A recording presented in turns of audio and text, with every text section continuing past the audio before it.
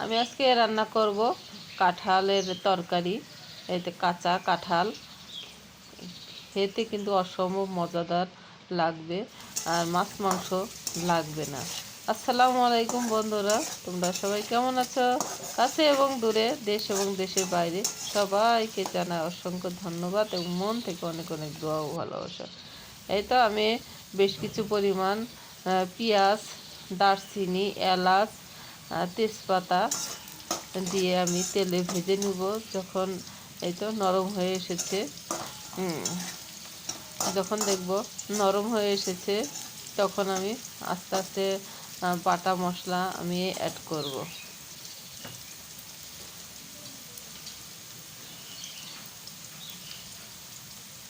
এখন আমি দিয়ে দিলাম আদা বাটা, আমার পরিমাণ বুঝে আর কি। দিয়ে আমি আমার যে পরিমাণ আমার কাঁঠাল, সে পরিমাণ আমি পরিমাণ বুঝে আমি সব কিছু দিয়ে দিব। আদা আর রসুন বাটাটা সুন্দর করে তেলে একটু ভেজে নিব। আমি যেভাবে পাক করছি এভাবে স্টেপ বাই স্টেপ তোমরা যদি ফলো করে রান্না করো, তাহলে কিন্তু খুবই মজার একটা রান্না। সেদিন আর কিছু লাগবে না, মাছ মাংস এই তরকারিতেই খাওয়া হয়ে যাবে কাঁঠালের। আমি তো প্রতি সিজনেই আমি করি এবং ফ্রোজেন করেও রেখে দিই। দিয়ে দিলাম হলুদের গুঁড়া, জিরার গুঁড়া আর ধনিয়ার গুঁড়া, আর দিয়ে দিব লাল মরিচের গুঁড়া। আমি এখানে কাঁচা মরিচও অ্যাড করব, কিন্তু এখন না, যখন দিব অবশ্যই তোমাদের বলবো। আর দিয়ে দিব স্বাদ মতো লবণ।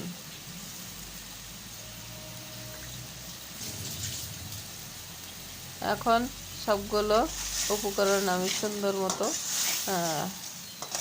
নাড়াচাড়া করে কষিয়ে নিব।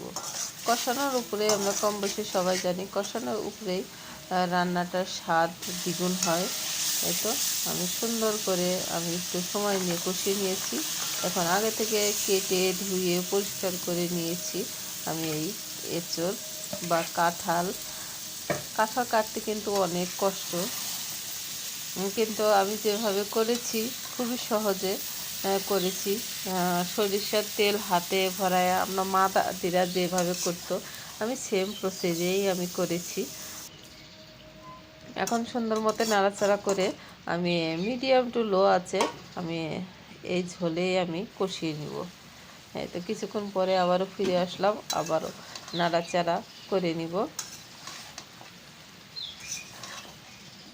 এভাবে যদি আমরা রান্না করে খাই তো খেতে কিন্তু মন্দ হয় না, মাছ মাংস লাগবে না। এভাবে যে কেউ যদি তোমরা রান্না করে যদি খাওয়াও, তারা তো বুঝতেই পারবে না গোস্ত খাচ্ছ না কি খাচ্ছ। একদম খুবই স্বাদ লাগে আমার কাছে এইভাবে যদি আমি রান্না করি। আর একটা উপকরণ এখানে অ্যাড করবো আর কি, সেটাও তোমাদের আমি দেখাবো।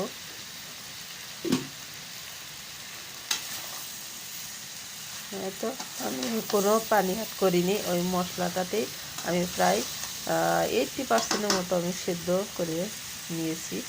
এখন এই পর্যায়ে আমি একদম ফ্রেশ আতপ চাউলের গুঁড়ি হাফ কাপ আমি নিয়েছি, নিয়ে আমি আগে থেকে একটু ভিজিয়ে রেখেছিলাম, সেটা আমি দিয়ে দিলাম।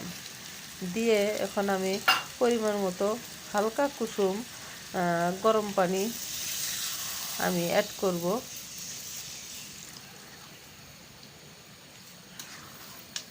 এখন একটু একটু করে দিব আর নাড়াচাড়া করব। 80% আমার সেদ্ধ হয়েছে। এখন আর 100% হতে যেটুকু লাগে আর কি এর ভিতরে। এই তো এখন একটু পরপরই নাড়াচাড়া করতে হবে, তা না হলে আটা নিচে লেগে যেতে পারে। এই আটাটা দেওয়ার একটাই কারণ, আটাটা দিলে ঝোলটা খুবই টেস্ট হয় এবং ঘন, খুবই স্বাদ লাগে। বন্ধুরা, তোমরা একবার হলো আমার মতো করে রান্না করে খেয়ে দেখো, আঙ্গুল চেটে পুটে খাবে। পরিবারের সবাই, যে খায় না সেও বারবার চেয়ে চেয়ে খাবে। এমনই স্বাদের এই এঁচোড় বা কাঁঠাল রান্নাটা। তোমরা কিভাবে খাও? অনেকে অনেকভাবে খায়, কিন্তু আমার ভাজি আর এভাবে রান্না করলে আমার আর সেদিন আর কিছু লাগে না। আমি বাটিতে করেও এমনিও খাই, আবার ভাতেও খাই, খুবই স্বাদ লাগে। আর শেষের দিকে আমি দিয়ে দিলাম, আমি 4-5টার মতো ফালি করে দিয়ে দিলাম কাঁচামরিচ। কাঁচামরিচটা দিলেও খুবই স্বাদ লাগে। একটু নেড়ে চেড়ে আমি ব্যাক ক্যামেরায় ঢাকনা দিয়ে ঢেকে রেখেছিলাম, সেটা আর দেখাইনি।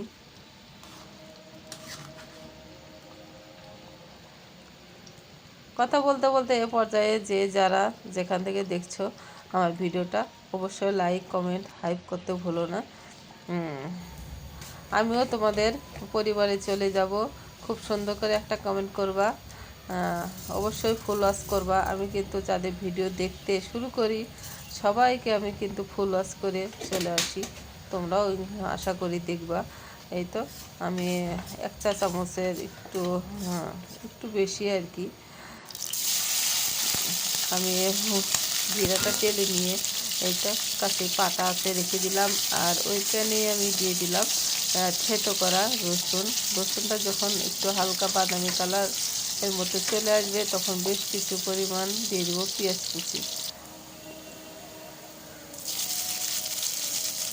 কুচিটাও আমি দিয়ে সুন্দর মতো আমি বাদামি করে ভেজে নিব।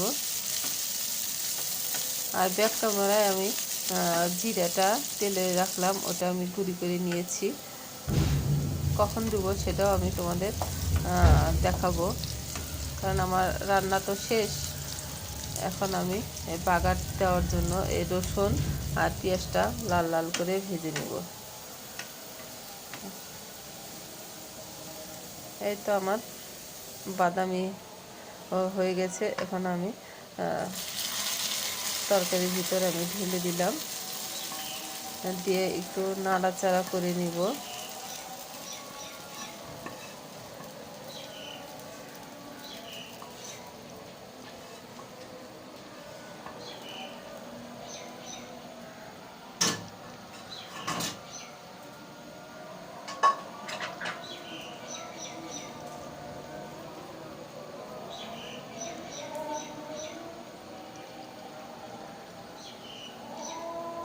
ক্যামেরাতে তেমন একটা বোঝা যাচ্ছে না, কিন্তু বাস্তবে খুব সুন্দর একটা স্মেল বের হয়েছে। এখন নাড়াচাড়া করে এখন আমি টেলে রাখা জিরার গুঁড়োটা আমি অ্যাড করে দিব।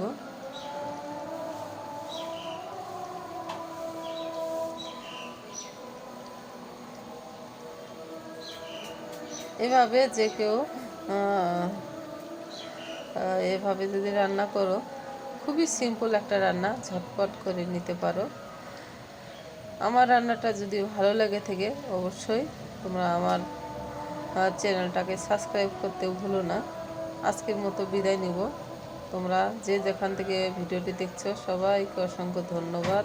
ভালো থাকো, সুস্থ থাকো। আল্লাহ হাফেজ।